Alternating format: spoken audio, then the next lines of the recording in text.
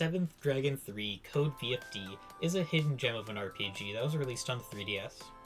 Now, if you've never heard of this, that makes sense, as this game was the first in a series of 4 games to be released outside of Japan. Also, it had a bunch of other 3DS RPG titles to compete with, such as Pokemon X, Y, Sun and Moon, Fire Emblem Awakening and Fates, Bravely Default, Monster Hunter 3, 4, SMT 4 and 4 Apocalypse, etc., etc. Basically, there were a lot of great RPGs, and many of them had developed fan bases, and then there's just some random game that got dropped that's the 4th in a series that were Japan only until just recently. It didn't do super well. But I randomly found it at GameStop, played it a while ago, and loved it so much I decided to stream it, and now I want to tell you all about it, since it doesn't get the praise it deserves. So, to break this down, I'm going to talk about a couple of different subjects, such as the classes, the story, and then the overall gameplay and difficulty. So, I want to talk about the thing that got me attracted to this game initially, and that is the classes. It doesn't follow the typical RPG tropes of mage, warrior, thief, cleric. Nah, the most basic class is like the samurai. Then we have other really unique classes like the God Hand, the Agent, the Duelist, the Rune Knight, the Fortuner, the Banisher, and the Mage. Okay, so they're like 2 basic-ish classes, but it's not just that the classes are unique, but also each of them having typically at least 2 different playstyles, which can allow for some serious team diversity. For example, the Rune Knight. They are designed to be tanks with provokes, defensive buffs, healing, that type of thing.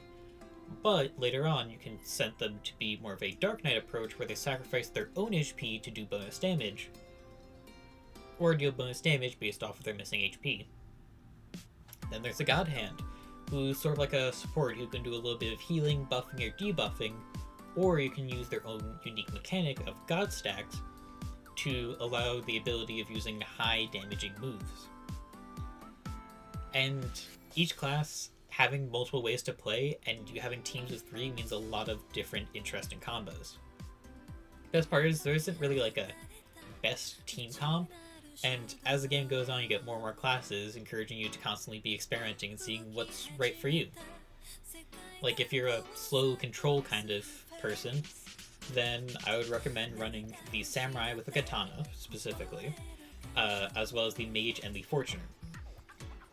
This allows you to apply a lot of buffs and debuffs via the Samurai and Fortuner, while slowly whittling down the enemy with ailments and the Samurai's damage.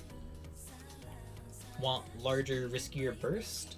Then I would recommend running Rune Knight, Mage, and Banisher.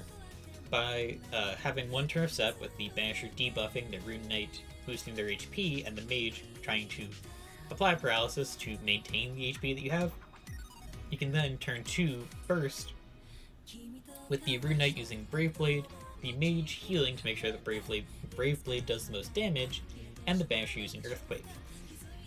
At that point, the enemy either is dead or you're going to die.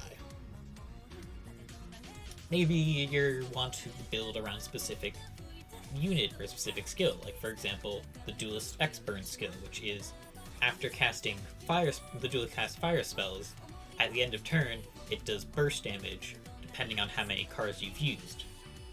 So, if you really like the Duelist X-Burn and that end of turn big damage, I recommend running Duelist, Banisher, and then Agent. Now, depending on how many fire cards you have in your starting hand, your Duelist can either draw fire or set up X-Burn. The Agent sets up Toy Fire for extra fire damage whenever fire damage is done, and the Banisher can set up Bomb Scatter for more fire damage and burn rate. Then the Duelist uses Summon 3 the next turn, the Agent uses Hack or Heals if needed, and the Banisher can go for Dragon Buster, which does a good amount of damage during the turn, but a stupid amount of damage at end of turn. I was able to do about 6,000 at end of turn, which is crazy for the base game.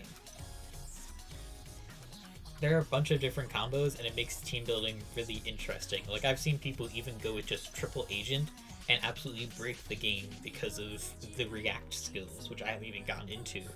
Every single class has a react skill, which basically says, when X condition is met, that unit can take another turn. And it's everything from receiving a lot of damage, to killing an enemy, to landing a critical hit. It's crazy, and it allows for even more diversity. On top of all this, there's the ability to respec after reaching level 30, so you can create multiple allies or just constantly cycle through to try new combos. In addition, one nice thing about respecing is it only drops you down 10 levels and you get permanent stat buffs, so you're almost encouraged to respec and really try things out. Either way, unique classes, unique skills, and very rewarding. I really enjoyed it. So the classes are cool and interesting, but how's the story? Well, it's fairly generic in its basis that the world's soon gonna end and you guys appear and basically are destined to save the world, but it gets more interesting after its fairly generic start, as you have to stop the 7th true dragon from arriving and killing the world. And to do that, you have to gather the fragments of the 6 past true dragons to create the VFD that will save the world. This starts you on an adventure that travels through the different time periods of past, present, and future to encounter the previous true dragons, slay them, and save the current timeline. Then there is also how different time periods and cultures interact and coexist.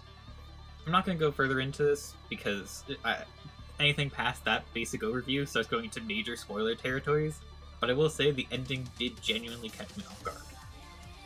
Also, all of this builds off of the previous 3 games, but you don't really need to play them to understand it. Like, they'll make references to your previous game, but everything explained, or at least fairly clear through context clues. Like, they might show a person, and someone who's played the game and be like, "Whoa, oh my god, it's that guy!" And you might be confused, but then like 3 lines later, they'll be like, "Oh yeah, and this is a scientist from the previous game who revived that ancient civilization." And then everything makes sense. Now, the main story's solid, but not too crazy. It isn't too boring and generic, just a solid, classic base. The side quests, this is where you kind of really see that Japanese influence, and some of them were pretty awkward. Like, there's the one of the people who are sneakily taking pictures of the queen of this other time period because they like her looks, and then we have to go and confront them. Some of them can be cringy and awkward at times, but for every one of those, there's a touching story or some funny dialogue. They are decent, but don't go looking to side quests to carry the story. So finally, let's talk about the gameplay and difficulty. Now, the gameplay is a classic turn-based combat where you eventually create 3 different teams to take on dragons and other monsters that you find. Now, while you may have a favorite team, the other teams do also serve a purpose, at certain points requiring you to use all your different teams to complete different tasks, meaning that you shouldn't just forget one team. In addition, during battle, the different team members, and even teams as a whole, can assist you in breaking enemy stats or applying buffs once their respective gauge is filled. And if every single person's gauge is filled in the back, then you get to do an all-out attack of sorts where every spell suddenly costs 0, and everyone gets to take an action that turn. This helps make every member in team feel important, not just Team 1.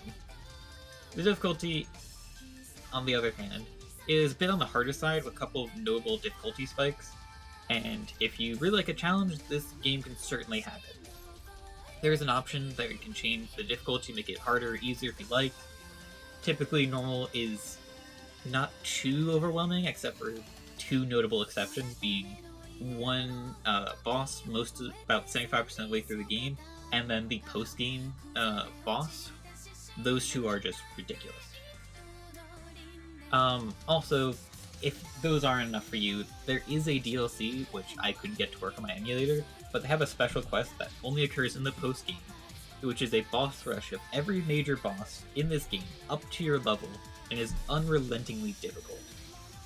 Now, when I played this originally, I was able to actually beat that final gauntlet after several attempts and dropping the game from normal mode to easy mode. But god, was it tough. If you're one of those people that likes to slam your head against a wall and keep trying new tactics until it works, this is definitely a solid game for you. Also, one last thing, this is kind of unrelated to this section, but I have to mention it, and that's the music, which is really good. It's probably playing in the background this whole video, but just know it's really good, but also really hard to find online because this game is kind of not known. I hope that hearing all this has at least gotten you interested in the game, and maybe you'll give it a shot. 3DS games are still being sold at secondhand shops, and emulation for this game has come a long way and is actually quite functional, so long as your computer can actually handle 3DS emulation. If you still aren't sure, I will be putting up a supercut of my playthrough that I did over on my Twitch if you want to see the game itself or some of the battles or anything like that.